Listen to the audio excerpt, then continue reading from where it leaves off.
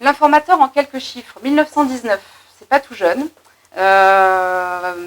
mais ça a le mérite d'être une institution nantaise. Beaucoup sur la place de Nantes connaissent l'informateur, mais on a besoin de regagner en image auprès des nouvelles générations et d'expliquer en quoi l'informateur est un outil indispensable pour la gestion quotidienne de son entreprise. Département d'invitation, la Loire-Atlantique. Beaucoup me demandent si on est un magazine national. Non, j'aimerais bien, mais non, pas encore. On est pour l'instant local. Par contre, nous avons une vision globale sur le marché économique nantais et vendéen. Un lectorat qualifié, on compte à peu près 15 000 lecteurs. Oui, parce que l'informateur, c'est d'abord et avant tout 90% de professionnels qui le lisent. Les abonnés, ce sont les bureaux, et ils se passent de bureau en bureau. Donc ça multiplie le coefficient de lectorat. Avec des professions qui viennent un peu de tous les milieux, professions libérales, artisans, commerçants, bâtiments, collectivités. Alors l'annonce légale, c'est notre métier. Je ne vais pas vous développer pendant toute l'intervention. Simplement, depuis 96 ans, nous suivons de semaine en semaine vos annonces légales. Ce qu'il faut retenir sur notre force par rapport à notre journal, c'est la relecture, la vérification, le contrôle. C'est vraiment un point d'honneur pour nos services et ce qui nous permet de vous satisfaire et de vous fidéliser. Donc, notre métier, on ne le met pas encore assez en avant, mais c'est la publication des appels d'offres et des avis d'enquête publique. Nous avons l'outil pour booster les entreprises et mettre en avant vos marchés. À travers un ciblage d'entreprises et nous allons au-devant des entreprises locales, des entreprises qui pour bon nombre n'ont pas ni les moyens ni le temps d'aller consulter des marchés publics. Donc, nous avons les moyens de le faire, nous avons l'habilitation pour faire la parution de ces avis. N'hésitez pas à nous consulter pour connaître un petit peu mieux nos services. Donc, la dématérialisation, nous sommes dans l'ère du numérique, depuis moins longtemps pour certains à l'informateur, mais depuis le 2012, nous avons retravaillé notre site internet.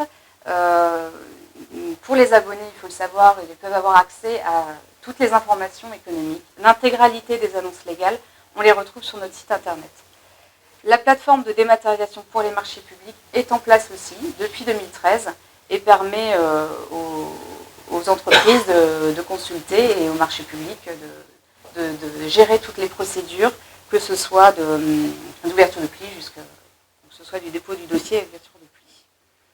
La plateforme des annonces légales proprement dite, l'avantage de cette plateforme, c'est de pouvoir déposer vos formalités 24 heures sur 24, de gérer votre compte, d'avoir un espace personnalisé et de pouvoir gérer toute l'administration des annonces légales. Donc déposer les annonces, de pouvoir aller consulter l'historique de ces annonces, l'état de publication des annonces légales, d'avoir un devis immédiat en ligne et une attestation de parution immédiate en ligne.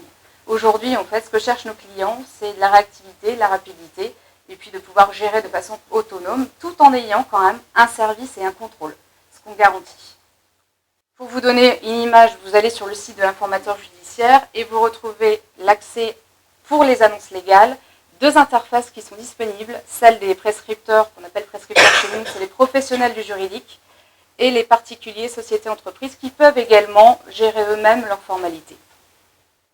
Donc à travers un tableau de bord, le prescripteur, le professionnel, peut tout à fait gérer son compte et accéder aux annonces légales. Il peut aussi revenir sur la modification des annonces légales avant l'état de publication. On a un bon outil professionnel pour les professionnels et pour les investisseurs.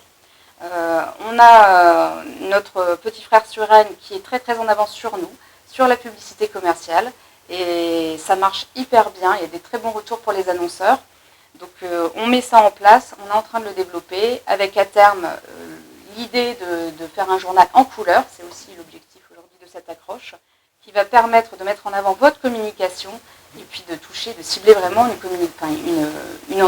une entreprise, un restaurant, un promoteur immobilier, un notaire, un avocat, puisqu'aujourd'hui c'est quand même l'essentiel de notre portefeuille client. Les atouts du journal, comme je vous le disais, c'est une mine d'informations, c'est une vraie opportunité pour créer du business. Vous avez toutes les créations de sociétés pour développer votre portefeuille client. Vous pouvez faire une veille sur vos concurrents, sur vos fournisseurs ou autres, surveiller le marché sur lequel vous êtes en activité. Et vous avez tous les renseignements commerciaux sur 2 départements, donc la Loire-Atlantique et la Vendée. J'insiste un peu dessus parce que le site internet vous permet d'avoir l'intégralité de ces annonces et de vous constituer une veille en vous abonnant sur cette veille. J'en ai fini pour ma part, je vous remercie pour votre attention et puis là je vais laisser la parole à Jérôme de Babel Art qui va très rapidement vous faire une synthèse de son travail sur l'identité visuelle du journal et du logo. Je vous remercie beaucoup. Merci.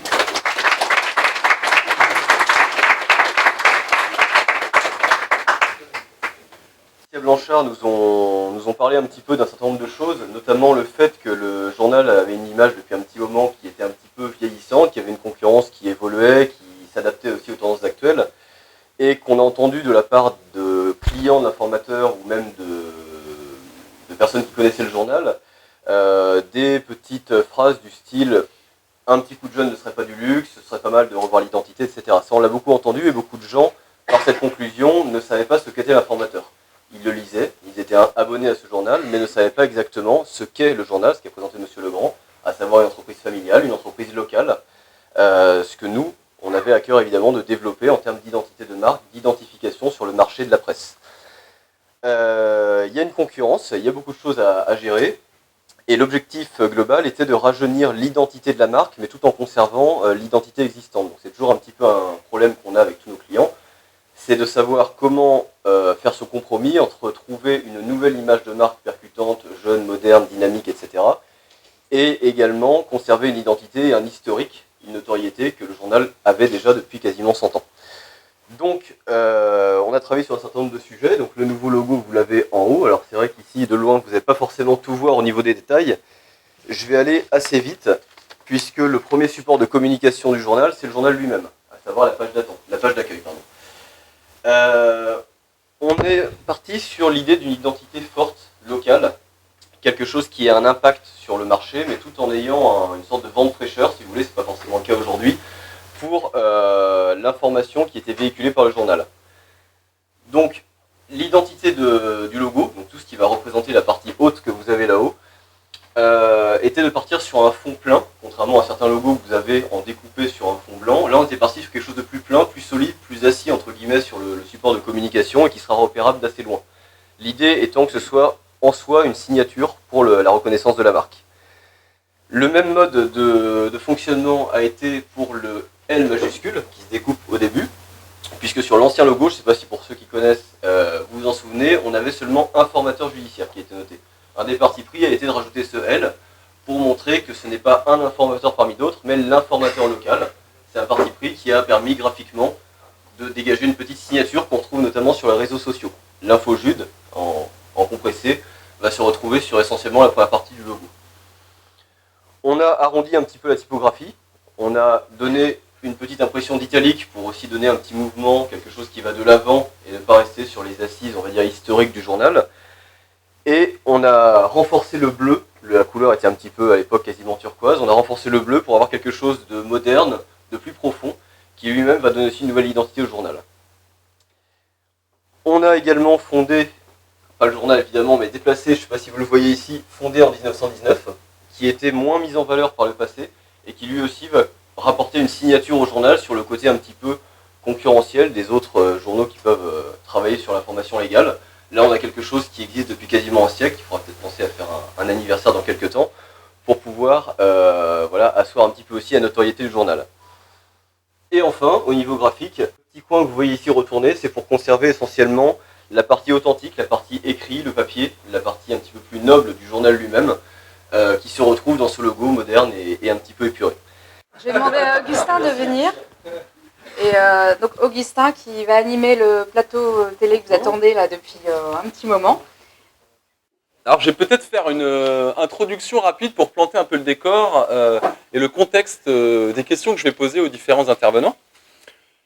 Comme vous le savez, l'attractivité de la métropole nantaise, elle ne se dément pas, et même si le rythme soutenu de la première décennie du siècle s'est quelque peu ralenti, l'agglomération caracole sur les podiums des grandes villes françaises. Le cadre de vie, bien sûr, un bassin d'emploi riche, fort d'un creuset important de jeunes diplômés, des voies de communication et autres connexions plutôt correctes, la proximité du littoral, aussi le climat tempéré, comme on peut le constater aujourd'hui, sont autant d'atouts pour favoriser l'attractivité et les opportunités d'implantation des entreprises, comme en témoigne le développement d'Accenture, ce géant du numérique à Saint-Herblain. Nantes, comme l'Ouest, a une histoire d'entrepreneurs et aujourd'hui encore sait attirer les entreprises et donc l'emploi. Mais ne faut-il pas aller chercher plus loin, voire ailleurs, pour expliquer cette attractivité à la nantaise ? Nantes est une ville de migration, de brassage social, démographique, économique, ce qui favorise son dynamisme, certes, mais sont-ce là les seules raisons de cette énergie positive ? Et dans cette course à l'attractivité à laquelle se livrent les grandes métropoles de France et même au-delà, y a-t-il des écueils à éviter ? Quelles options faut-il prendre dès aujourd'hui pour anticiper correctement les évolutions à 20 ou 30 ans ? Voilà, nous allons essayer d'apporter quelques éléments de réponse à ces questions, grâce aux témoignages variés que veulent bien nous offrir des intervenants tout aussi éclectiques qu'impliqués dans leur domaine. Et je vous demande pour commencer d'accueillir Monsieur Jean-Luc Cadiot.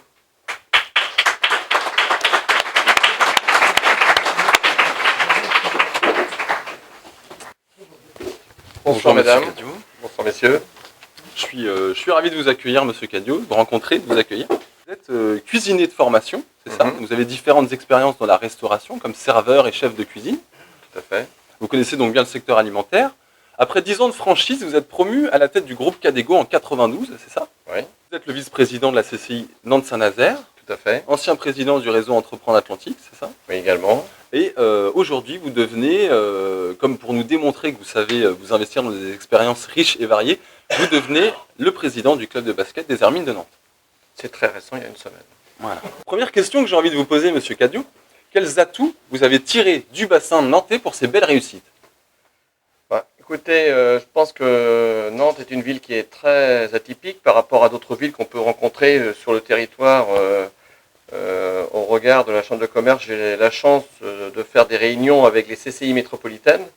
Et aujourd'hui, on a un bassin de vie très intéressant à 2 heures de Paris, près de la côte, très riche au niveau du tertiaire, avec une attractivité touristique aussi, agroalimentaire avec la Bretagne autour. C'est dommage que la Bretagne et la Pays de Loire ne sont pas venus une seule région qui aurait fait peut-être la 2e région d'Europe ou la 3e région d'Europe, très importante. Mais aujourd'hui, on a des atouts. Alors c'est vrai qu'au niveau de l'attractivité économique, on voit cet élan. Et au niveau du commerce aussi, aujourd'hui, Nantes a été une des villes précurseurs. Je vous rappelle qu'aujourd'hui, nous avons 11 centres commerciaux sur la métropole nantaise, qui a été en tête des centres commerciaux au niveau des grandes villes. Aujourd'hui, c'est en train de se resserrer parce que d'autres villes arrivent à nous rejoindre, même nous dépasser, comme Bordeaux, Toulouse. Mais aujourd'hui, le centre-ville de Nantes connaît une attractivité commerciale simplement de 15%, sachant que la périphérie exploite 85% du commerce. Donc voilà, cet écart ne se complète pas, ne se rétrécit pas, c'est dommage. Mais au fur et à mesure qu'on développe des nouvelles activités en centre-ville, il y a aussi des nouvelles activités qui se développent en périphérie. Et aujourd'hui, le commerce, on est obligé de s'adapter aussi à la demande du client. Voilà. Et les grandes surfaces aujourd'hui en périphérie continuent à grandir. Et le centre-ville ne grandit pas aussi vite du fait que nous avons aujourd'hui un déficit de surface commerciale pour des grandes surfaces. Bon, je vous donne une information. Aujourd'hui, on a des enseignes de 5 ou 6 000 m² qui seraient intéressées pour venir dans le centre-ville et qui n'ont pas de locaux disponibles. pas plus tard qu'il y a 2-3 mois, avec la mairie de Nantes, nous avons reçu le printemps ici à Nantes pour visiter, qui nous demande 9000 m². Aujourd'hui, on ne peut pas placer 9000 m² en centre-ville, c'est impossible. Pourquoi? Parce qu'il n'y a pas de locaux disponibles. Donc, pour sortir un projet de terre, par exemple, comme peut-être la Petite Hollande, qui verra le jour dans 10 ans ou dans 12 ans, peut-être l'École des Beaux-Arts, entre le moment où on décide de faire un projet et le moment où il sort, il faut compter entre 8 et 12 ans, entre toutes les différentes études préalables, avoir l'accord des riverains, parce que vous savez qu'aujourd'hui on ne fait plus rien sans l'accord des riverains, des études de ceci, des études de cela, c'est formidable, ça nourrit ça fait travailler le tertiaire, vous me direz, c'est super. Mais bon, pendant ce temps-là, on est aujourd'hui sur des bases de données de 8 à 12 ans. Un grand merci, Monsieur Cadio.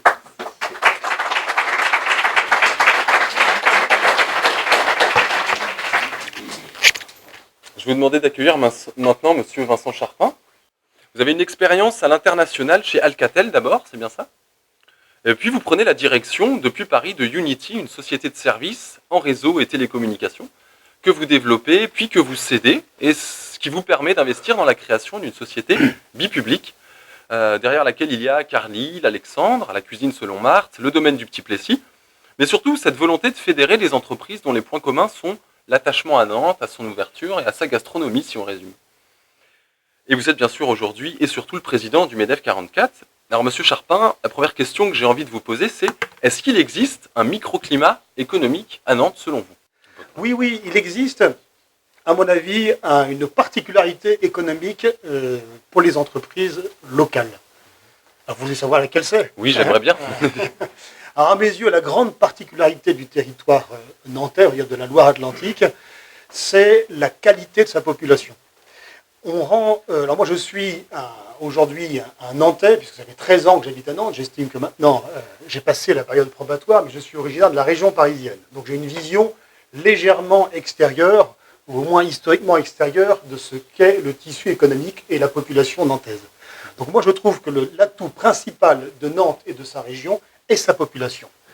À ce titre-là, on rend très très souvent hommage au tissu d'entrepreneurs locaux. D'ailleurs, on en est très fiers, on est très contents. C'est vrai qu'on a un très beau réseau d'entrepreneurs qu'on qualifie souvent d'entrepreneurs humanistes, et on oublie souvent de rendre hommage aux salariés de nos entreprises. Et moi, je pense que cet esprit humaniste et entreprenant, il transcende toutes les classes sociales, et c'est ce qui fait la richesse du tissu économique nantais. C'est quasiment pour moi l'exclusive différence du tissu économique nantais, c'est la qualité de sa population, des gens entreprenants, qualifiés et compétents, et qui ont le sens du travail, ce qui parfois est une valeur qui s'évanouit un peu. Bonjour Madame Montfort. Bonjour. Alors Madame Montfort, vous avez un DUT de gestion, une maîtrise des sciences de gestion que vous avez obtenue à l'IGR de Rennes, et une maîtrise en droit des affaires. Bref, je vous laisserai bien la gestion de mes affaires personnelles, Madame Montfort. Vous exercez d'abord au tribunal de commerce de Rennes, puis au tribunal de commerce de Nantes en 2006. Et, fait inédit à l'époque, vous êtes nommée la première greffière salariée de France en 2012 au tribunal de commerce de Nantes. Alors, c'est l'acuité de votre regard en fait sur la santé des entreprises qui nous intéresse particulièrement aujourd'hui, Madame Montfort. Vous êtes en quelque sorte un excellent médecin diagnosticien et vos patients sont les entreprises puisque vous observez leur naissance, leur décès, mais aussi leur maladie. Alors déjà peut-être pour commencer, est-ce que vous pouvez nous dire synthétiquement en quoi consiste votre métier? Les greffiers donc sont des officiers publics ministériels, ce sont des professionnels libéraux nommés par le garde des Sceaux. À Nantes, la SCP Barbin est titulaire de la charge et le greffe emploie 25 salariés. Les greffiers des tribunaux de commerce sont donc à la croisée, je dirais, du monde judiciaire et économique et exercent une mission de service public. Nous avons une fonction judiciaire comme membre du tribunal, comme la tenue des audiences, et une fonction de tenue des registres légaux, le registre du commerce et des sociétés et la conservation des sûretés mobilières. Donc, je dirais que le greffier offre un observatoire privilégié du monde économique. Le registre du commerce, c'est certainement un instrument de recensement et de publicité légale pour les commerçants et les sociétés, et un véritable état civil des entreprises. Merci Madame Montfort.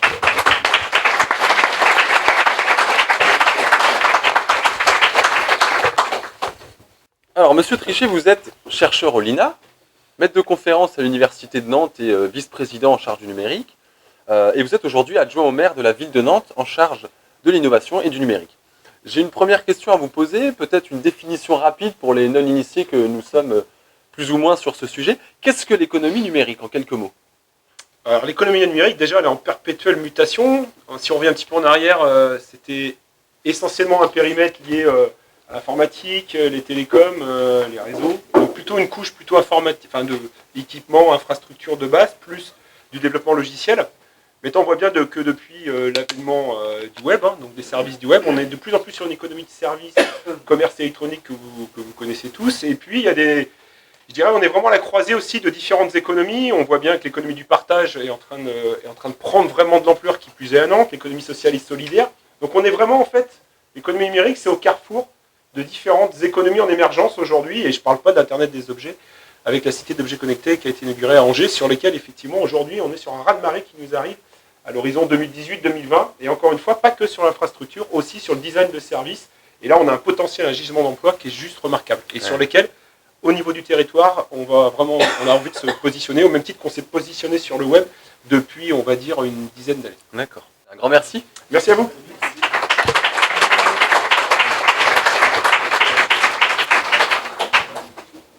Philippe Manac, du coup, vous pouvez venir.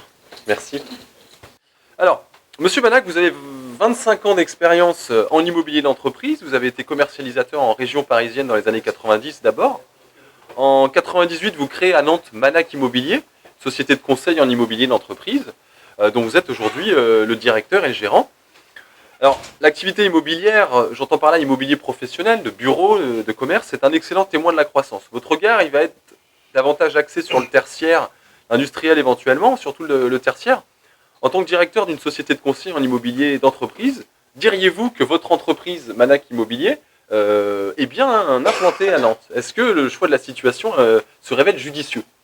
Alors, avant de répondre à votre question, je voudrais seulement apporter un élément important, un complément d'information sur le commerce du centre-ville, dont je ne suis pas spécialiste. Je veux seulement faire la promotion d'un événement qui est organisé par le CINA, Club Immobilier Nantes-Atlantique, qui va se dérouler, alors je prends mes petites notes, le 17 septembre prochain, qui a pour objectif de faire rencontrer les professionnels nantais, peut-être les élus s'ils ont le courage de venir. On aura donc Procos qui sera là, le directeur commercial Unibail Rodamco. On aura des très très grosses pointures pour réfléchir à la fois sur le commerce connecté et le commerce physique que nous connaissons tous les jours. Donc cet aspect-là est assez important pour je voulais le dire parce que c'est une vraie problématique et que les professionnels essayent de trouver des solutions avec les professionnels de l'immobilier, essayent de trouver des solutions avec les professionnels du commerce. Voilà, donc ça va se dérouler au Gaumont de 9h à 11h le 17 septembre. Si vous souhaitez y parvenir, ce sera avec grand plaisir.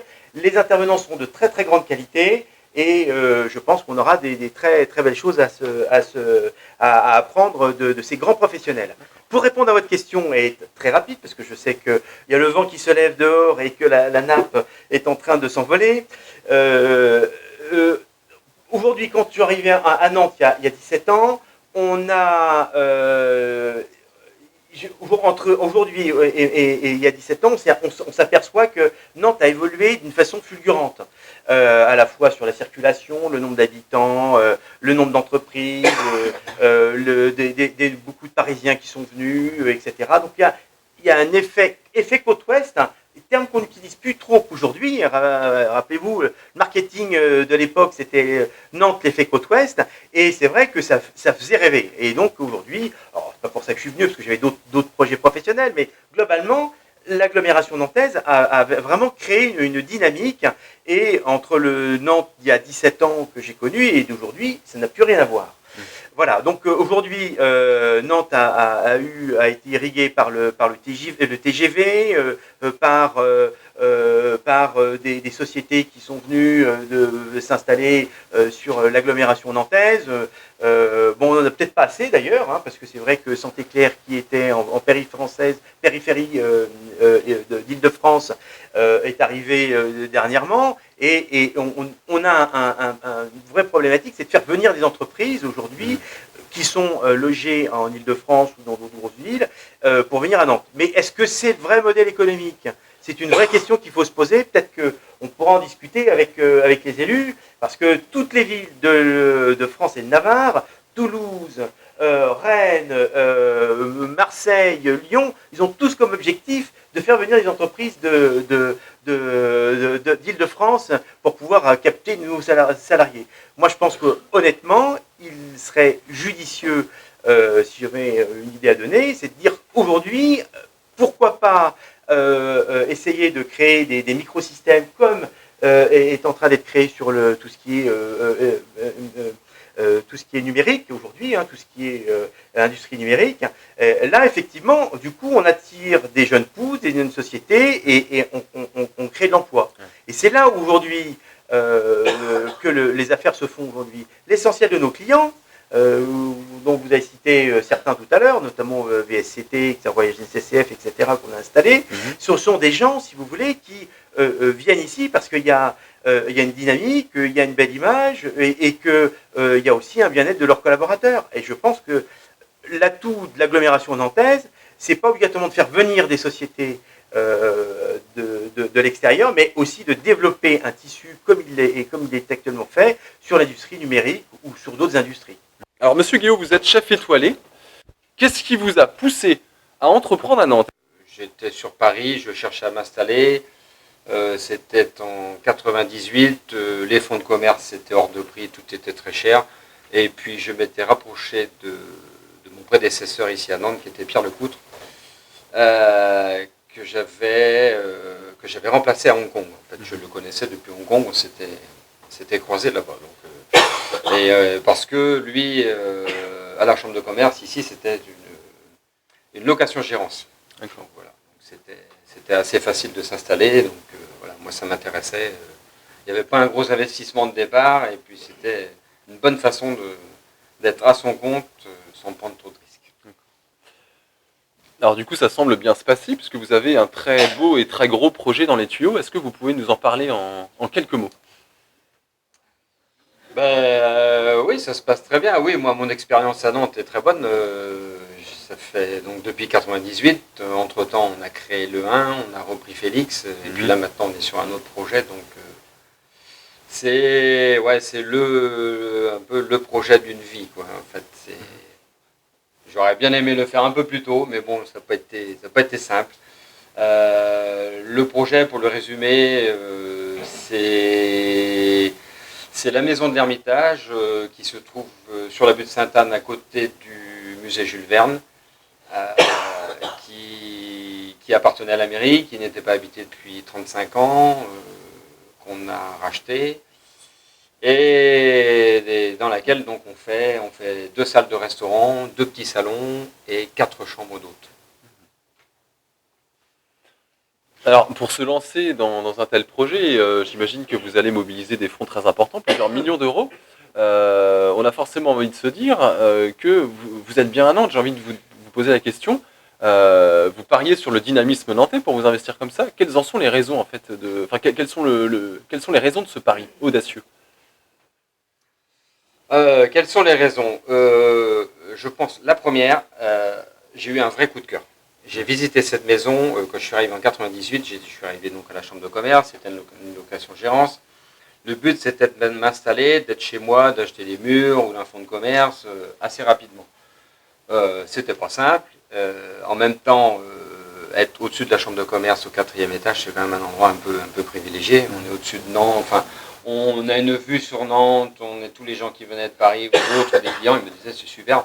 C'est un super restaurant, c'est magnifique, la vue et tout, c'est chouette. Je dis ouais, d'accord, mais moi je suis pas chez moi, moi je veux être chez moi, quoi. Le rêve de beaucoup de cuisiniers, de restaurateurs, d'être chez soi, d'avoir ses propres murs, ça c'est important. Et j'ai eu l'occasion, 2001 ou 2002, de visiter cette maison à l'occasion d'une journée du patrimoine. Et quand je suis rentré là-dedans, j'ai eu un vrai coup de cœur, quoi. J'ai dit, ah, cet endroit-là, c'est vraiment, s'il y a un truc à faire dans cette maison, c'est un restaurant, quoi. Il y a la vue, il y a un peu de jardin, il y a des volumes, puis bon, ça, la vue est aussi belle, sinon plus belle qu'à Atlantide. Bon, c'était une évolution par rapport à l'endroit où j'étais, quoi. D'accord. Où je suis toujours. Et du coup, vous pariez sur un dynamisme nantais pérenne, c'est ça forcément? Oui, on parie sur Nantes parce que, on s'aperçoit que notre clientèle a évolué, elle a changé, elle s'est beaucoup rajeunie. Alors on a perdu, comme beaucoup de restaurants gastronomiques comme les nôtres, on a perdu en clientèle d'affaires. Par contre, on a gagné en clientèle du week-end, en loisirs, en tourisme. Donc on parie. Bon, après, il faut être réactif. Hein, on ne peut plus faire ce qu'on faisait il y a 10 ans. Là, il faudra qu'on apporte quelques changements, peut-être dans les formules, les menus. Il faut peut-être alléger les menus. Il faut faire de la restauration gastronomique et étoilée, mais un peu dépoussiérée. Forcément, au goût du jour, tout simplement, quoi. Il faut être au plus proche du marché, je crois. Bah, merci, en tout cas on souhaite un immense succès dans ce grand projet tout à fait audacieux. Merci bien. Merci beaucoup.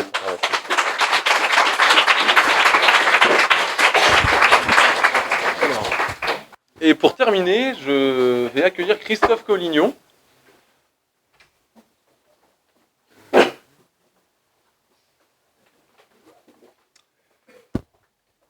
Bonjour Monsieur Collignon. Alors, Monsieur Collignon, vous êtes depuis plus de 10 ans le directeur opérationnel, diront certains, l'animateur, diront d'autres, d'une entreprise nommée IMA Technologies qui est basée à Saint-Herblain. Est-ce que déjà vous pouvez nous dire en quelques mots ce que fait IMA Technologies? IMA Technologies est une société de relations clients, donc de 400 personnes et 20 millions d'euros de chiffre d'affaires, qui est à Saint-Herblain depuis 16 ans, enfin en tout cas sur la commune de Nantes, limitrophe depuis 16 ans. Et donc on fait une relation client un peu d'exception, on cherche à faire quelque chose comme on aime. On va vous expliquer ça. D'accord. Mais alors, du coup, il y a quelques temps, 3-4 ans, vous avez choisi de faire tout ça différemment, ce qui fait qu'aujourd'hui, des grands groupes comme la Maïf ou comme Canal+, viennent voir comment vous travaillez. Quelle est votre différence, du coup, Monsieur Collignon? Moi, j'ai beaucoup appris à Nantes. De façon assez bizarre, je vais pouvoir faire la synthèse de 2-3 points, parce qu'en fait, je suis arrivé il y a 17 ans, donc comme Philippe.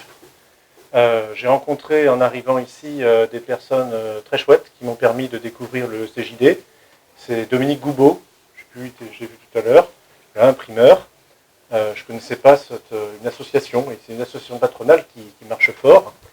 Et puis j'ai eu des patrons qui m'ont expliqué comment ils fonctionnaient en RH.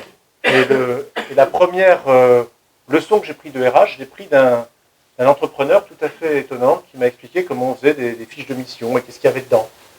Et c'est Jean-Luc Cadio, que vous avez vu intervenir tout à l'heure. Et donc c'est tout un rapprochement en fait d'entreprise. Il y a une espèce de maillage tout à fait étonnant qui m'ont permis de faire un chemin et d'apprendre un certain nombre de choses à travers le CJD, à travers Réseau Entreprendre, à travers différentes rencontres. Et ces rencontres m'ont amené à croiser le parcours de Chronoflex, qui est dirigé par un garçon qui s'appelle Alexandre Gérard, qui avait rencontré lui-même d'autres entreprises en dehors qui ont testé un mode managérial très étonnant qui s'appelle la libération d'entreprise, et dont le but du jeu est de dire, et si on faisait confiance, et complètement confiance, à l'ensemble des salariés qui sont avec nous, qu'est-ce qui se passerait? Voilà, je suis parti sur une expérimentation de confiance totale avec l'ensemble des salariés depuis 3 ans. Alors du coup, est-ce que vous pouvez nous expliquer en quelques mots quels sont les enjeux et quelles difficultés vous avez éventuellement pu rencontrer en mettant en place ce nouveau système de management et d'organisation? À l'instar de ce qu'on peut voir dans d'autres domaines, comme donc il n'y a pas que dans le numérique qu'on peut innover, hein. peut innover même dans des secteurs de services. Donc il n'y a pas de réelle difficulté parce qu'effectivement on a une population qui est tout à fait intéressante à Nantes, de personnes qui sont curieuses et ouvertes sur l'entrepreneuriat, ouvertes sur le fonctionnement. Et quand vous déhiérarchisez et quand vous donnez l'ensemble des éléments de l'entreprise à tous les collaborateurs, vous apercevez que vous avez plutôt de très bonnes surprises, des gens qui s'investissent et qui disent tiens, moi aussi je pourrais apporter ma pierre à l'édifice. Pour autant que vous soyez suffisamment honnête dans votre démarche et que vous puissiez être crédible dans cette démarche de partage. Donc c'est un peu proche de la cogestion à l'allemande, si on voudrait, si on veut le partager. Mais enfin, surtout, c'est de se dire, finalement, en réalité, c'est beaucoup plus simple que ça. C'est qu'en fait, la boîte, elle ne marchait pas assez fort. On était 10 au comité de direction, on n'y arrivait pas, on ne fait pas beaucoup de marge. On s'est dit, tiens, si on demandait à tous les collègues de nous donner un coup de main, qu'est-ce que ça ferait? Alors, au bout de 2 ans, ça fait des résultats qui sont bien plus forts. On était au bord du zéro, donc on allait voir bientôt Madame la greffière. Mais là, on n'a pas été, donc là, on est reparti assez fort et on va continuer à croître. Et donc, on aura bientôt besoin de mètres carrés. On va croître de 20 personnes, enfin, besoin de 20 places par an. Voilà, donc en fait, c'est une expérience tout à fait bénéfique pour l'instant. Pour votre contribution. Voilà, merci à vous, public, pour votre attention. Merci aux web téléspectateurs pour la leur. Et puis, merci aussi à tous les intervenants pour leur collaboration, en espérant que l'initiative publique et l'initiative privée sauront tirer le meilleur de vos témoignages pour prendre les bonnes décisions dans les années à venir et continuer à assurer l'attractivité, la compétitivité de notre belle région. Je vous invite à poursuivre la soirée et les échanges sur la terrasse avec un cocktail dînatoire. Merci et très bonne soirée à tous.